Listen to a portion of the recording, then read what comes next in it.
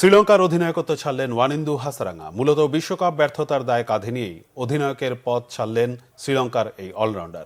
২৬ বছর বয়সী হাসারাঙ্গাকে ৬ মাস আগে শ্রীলঙ্কা টি-20 দলের অধিনায়ক করা হয়। বিশ্বকাপে তার অধিনায়কত্বে দল প্রথম রাউন্ড থেকেই ছিটকে পড়ে। গ্রুপ পর্বের ৪ ম্যাচের মাত্র একটিতে জয় পেয়েছে শ্রীলঙ্কা, সেটাও দুর্বল প্রতিপক্ষ নেপালের বিপক্ষে। হেরে গেছে বাংলাদেশ ও দক্ষিণ আফ্রিকার কাছে।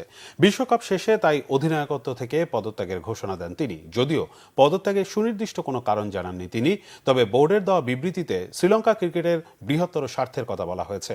এর আগে বিশ্বকাপ ব্যর্থতার দায়ে ছাঁটাই করা হয়েছে শ্রীলঙ্কার কোচ ক্রিস সিলভারউডকে। অন্তর্বর্তীকালীন কোচ হিসেবে নিয়োগ পেয়েছেন সাবেক অধিনায়ক সনৎ জয়সুরিয়া। এসএলসির সংবাদ বিজ্ঞপ্তিতে বলা হয়েছে, নেতৃত্ব ছাড়লেও শ্রীলঙ্কার আন্তর্জাতিক ক্রিকেট পরিকল্পনায় গুরুত্বপূর্ণ অংশ হয়ে থাকবেন হাসারাঙ্গা।